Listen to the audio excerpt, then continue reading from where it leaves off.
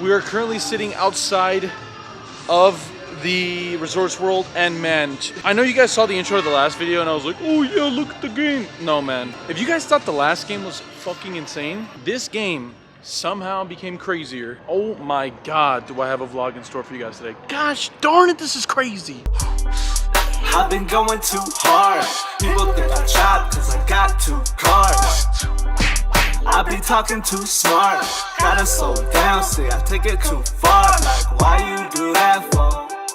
Quickly interrupt today's video with a really important announcement. I'm actually working with Sailor's Brew Coffee, which is a small business owned by these 3 lovely individuals. We're missing Trey, but that's Travis and Tevin. I've talked to you guys a million times about this. I've said it on this vlog like 100 times, but I get severe anxiety whenever I drink coffee. The unfortunate thing is that coffee is a performance enhancing drug, especially for us poker players. You need to stay in the game, you need to stay focused. But for me, the anxiety, the pros never outweighed the cons. This is the first time ever I've actually got a roast that works for me. Crow's Nest, it's a little softer for me, and definitely a dark roast, which is something I enjoy. I've never done one of these plug things before. I'm not getting paid for this. I would just love to see a small business continue to prosper with the lovely community that we have built. So if you guys are interested at all in supporting their lovely motivational coffee company, all of their roast as well as their merchandise are on their website, which is sailorsbrewcoffee.com. And if you guys want to use a discount code, mine is up and running. All caps C2B. You guys will get a discount at checkout. And again, Crow's Nest is the one I'm drinking. This one right here, Crow's Nest. If you want to be like Mike, get some Jordans. But if you want to be like Kieran, get some Sailor's Brew Coffee. Thank you guys again. Anyways, back to the video, guys. Now why you do that for? Tell me why you do that for? It's a coupe, not a car. Shit had no key, had to learn a push start. I'm the bigger, not the little. Bigger, not the little. Ain't no meeting. Thank you folks all so much for supporting the channel and the community. Won't be going on gibbering and jabbering too much longer. I just again want to say thank you guys all and get ready to enjoy one of the greatest comebacks of my gosh darned life. Let's go! Cool down there, Mr. Kieran. Anyways, we are here at the Resorts World playing 5, 10, 20, 40 once again. Speaking of $40, we are in the $40 double straddle. It folds all the way to our friend here in the small blind, and he decides to limp here for 40 bucks. The big blind decides to throw away his hand. The first straddle decides he's going to pass as well, and it gets over to me in the double straddle. We look down at Jack 7 offsuit. Unfortunately here it counts as a blind raise, so I don't have the last action. The flop comes Jack 6. Can you believe it? We flop ourselves trips with this awful hand, and if it wasn't great already, our opposition leads out here for $60. We quickly raise here to $140, letting him know that we've got a pretty decent hand and we don't want to chop this pot. We want to bloat the size of this pot. He thinks about it for a little while and eventually decides on a fold. Again, it's hard to describe the table dynamics, but I'm trying to express to you guys that there is 5 gentlemen on the other side of the table that are wearing suits, that are pretty intoxicated, and it is the Deontay Wilder fight night against Tyson Fury. So we're here to make some action come to life, and unfortunately our opponent decides to fold. All is good though. We are lucky enough to take a pot early off in this session. Big hands is what we came here today for, and this is one of them. Early position decides to open to 50. Our friend here in the cutoff decides to call the 50. When it gets over to the button, he decides that 50 is far too small and decides to raise the button here to $220. It folds to me here in the big blind, and I look down at Jack 10 of spades. It's a gorgeous hand to defend with. I'm going to be defending this game, especially considering how deep we are, in fact. So I make the call. Cutoff makes a call as well, and we are 3 ways to a flop. The flop comes Jack 8 deuce rainbow Yahtzee paparazzi. Pretty great little spot here to be in, flopping top pair. Okay kicker. The action checks over to the initial raiser, who bets $400. Again, there's nothing here besides just making the flat call. Raising is definitely overplaying our hand here. we're not going to be allowing him to keep any bluffs in the middle if I decide to raise. So I'm just making the call. The cutoff gets out of the way and we are going to a turn. The turn is the absolute nutter butter hand I've ever seen in my life. It's the Queen of Spades. So now we have a gut shot straight flush draw. Question is, how do we decide to go along with this hand? Our opponent is currently sitting on around $1,500 to $1,700, somewhere within that ballpark. There's quite a bit of money in the middle. Do I want to get better hands to fold? Do I want certain hands that are slightly better than mine to fold? That is definitely the truth in the matter. So after quite a bit of thinking, I now wonder to myself, if I jam, am I ever getting a better hand to fold? Ace, queen, pocket kings, pocket aces, do they ever make big folds here? And what is the purpose of my semi-bluff jam? And I think the answer to that question is definitely as followed. I can get better hands to fold a lot of the time, and I think I can definitely get weaker hands to call off here as well. Nut flush draws can definitely call off the semi-bluff. Some open-ended straight draws can call off the semi-bluff. So with all that being said, and the simple implied odds of me ripping it in here, hitting one of my draw outs and sucking out is pretty immense, I decide to make the jam. $1,700 to the middle. Our opponent goes deep within the tank. By this point, his tank is going to empty. He's going to need to stop the gas station and refuel. And as you guys know, we live in California. $5 to go for the gallon. It feels like an eternity has passed us by. And our opponent decides to make the call. We may need to improve on this river. My heart is pumping when I ask him how many times he wants to run it. He replies, 1 time, sir. Before we get there, can we get a like here? I'm gonna need some energy to get the perfect run out. Spade, 9, jack, 10. What do we need? The river comes a 9. Oh my gosh. We have a freaking straight. We show down in pride. Our opponent is in disbelief as we now have the second nut straight. Our opponent flashes the Queen of Hearts to us. And oh my goodness, huge pot coming our way. Can you believe it? Let's go! If you guys are enjoying the content, please make sure to like, comment, and subscribe for more high stakes action. Thank you so much for helping the community grow. I really appreciate you. As the session continues to progress, the cutoff decides to open at $60. We look down at pocket queens here in the big blind. Beautiful sight to see, if I may say so myself.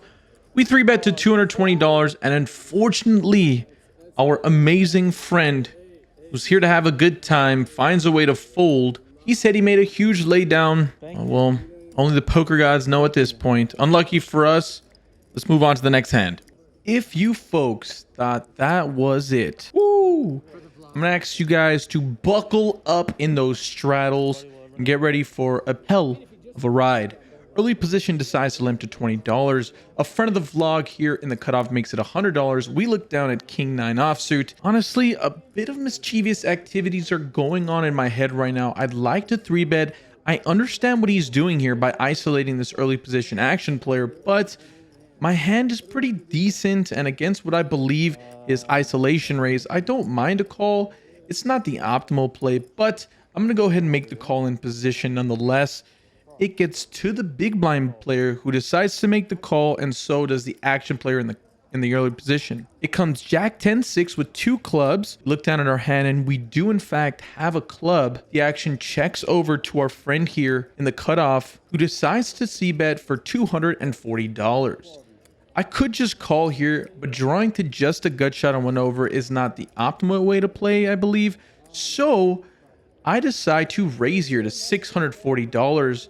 And to be quite honest, as you guys saw there in the film, unfortunately, that character folded out of position, which makes my decision even easier. The early position action player folds as well, and now we are back onto the initial isolator. When the action's back onto him, I start talking with him a little bit, saying a couple of little table talk things and trying to be friendly, of course. You know, obviously the best thing for us is for him to fold, Worst case scenario is if he decides to jam, and if he calls, I think we can actually get him to fold better hands on many runouts. He goes deep within the tank before, again, to my complete shock, just from how long that took, he decides to jam. Jamming $2,000 plus into the middle. I now ask for a count, and there's a couple of things racing in my mind. The things that is very apparent is, what hands can he possibly have that jam on this flop? I don't see a planet or a universe in which he jams kings, queens, or aces 3-bet on a flop with this much texture. My just flatting here is going to have a ton of really strong hands. I can have 6s, 10s, and jacks all very credibly within my range, and I just don't think he's going to be overplaying any of those hands there. Beyond that, I think it is very likely that he honestly has some sort of a draw. The other thing that I want to mention is a lot of his hands, to be quite honest, on this board texture are weighted to bluffs or semi-bluffs. There's a ton of open-ended straight draws. There's a couple of hands like 10-9 suited, Queen-9 suited, and I think his range becomes absolutely polar to top set, maybe aces sometimes, and a ton of flush or straight draws. And obviously, at these stakes, for the most part, people are constructing very good bluff ranges. Considering I'm not even doing that poorly against that range, and considering how much money I've already put in the middle, I decide to make the call. We ask our friend what he'd like to do, and he says that he'd like to run 2 boards, and he immediately flashes me the 9 of hearts. When I see this, my heart is, to be quite honest, in disbelief, because I know that I'm almost definitely ahead of his entire range here. He's going to have a ton of straight draws and whatnot, and the boards come out as following. The top board comes out brick, brick. We do not improve in any way. And on the second board, the turn comes the queen of clubs. We make our straights, and the river is a brick. So at the very least, I'm positive that we are taking down one of these boards. I show my king high, and oh my goodness, you could not believe it. You would think that I'm making this shit up at this point, but king high is good on the top board, and the straight scoops it for us on the second board. Our opponent had Queen-9 for the open-ended straight draw. I am literally doing backflips in my seat. Unfortunately, I'm doing them so fast you can't even see them in the video. This is unbelievable. Ladies and gentlemen, everything in between, this is poker we are playing here today. And in this next hand, we find ourselves with ace, king of hearts in a beautiful situation. Early position limps, cutoff decides to limp as well. We are playing a $20 big blind in this hand, and I decide to isolate to $120 on the button. It folds back over to the early position action player, who decides to make the call. The cutoff decides to fold. The flop comes 10-10 deuce with 1 heart. The action checks over to me. Although I do have a backdoor draw, I actually don't mind just checking this flop here and allowing my opponent to just blast off. I think there's quite a few times where this action player is going to get out of hand and get a little bit out of line, so why not allow him to bluff here as opposed to getting him to fold all of the worst hands that we're crushing. So we go ahead and check it back. The turn card is an 8 of clubs. Doesn't change very much here. The opponent decides to lead out though, betting $150. Again, like I mentioned on the flop, this is all a part of the plan. This is the reason that we decided to check back the flop by playing a little bit of pot control and allowing him to bluff, so we make the call. The river comes a 3. All the draws really brick out. The turn straight draws don't get there. And when he decides to bet $350 here on the river, I'm put in quite a bit of a spot.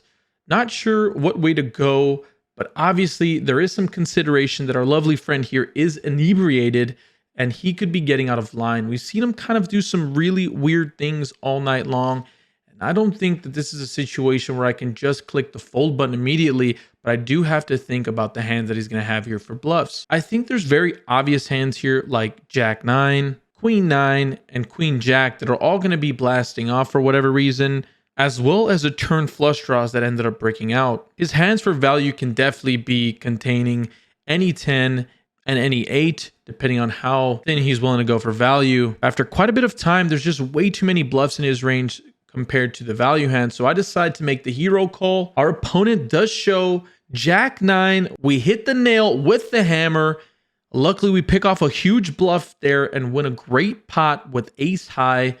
Feels good when you run good and you're playing better. As we get late into the session, the run good is still alive and thriving. Early position decides to raise to $60. Middle position calls. The hero's in the straddle, and we look down at ace 10 of spades. Beautiful, beautiful hand to look down in the straddle. We're going to go ahead and make the call, defend our straddle, and go to a flop. I mean, at this point, I'd just be making stuff up, but the flop comes ace 10 10. That is what you call a very favorable flop. I go ahead and check, playing in flow. I'd be checking with my entire range here, but unfortunately the action checks through. The turn is a 4 of hearts. I check again, and yet again the action checks through. So by this point I'm like, come on guys, what's going on? Somebody's got to put some money in this darn pot. The river comes to 7 of diamonds. It does bring a flush there, and so that is my cue to bet. We got to get some money out of this pot. We bet $220, looking to polarize ourselves here on this river. If anybody has any type of hand, they're going to have to call this bet on the river. The flush draws get there. Middling pairs can definitely make this call. So hopefully somebody has some kind of weird slow played monster that they're going to have to make this call on the river with. Alas, no one makes the call. We get 2 folds, and that is going to wrap up our historical session here at the Resorts World.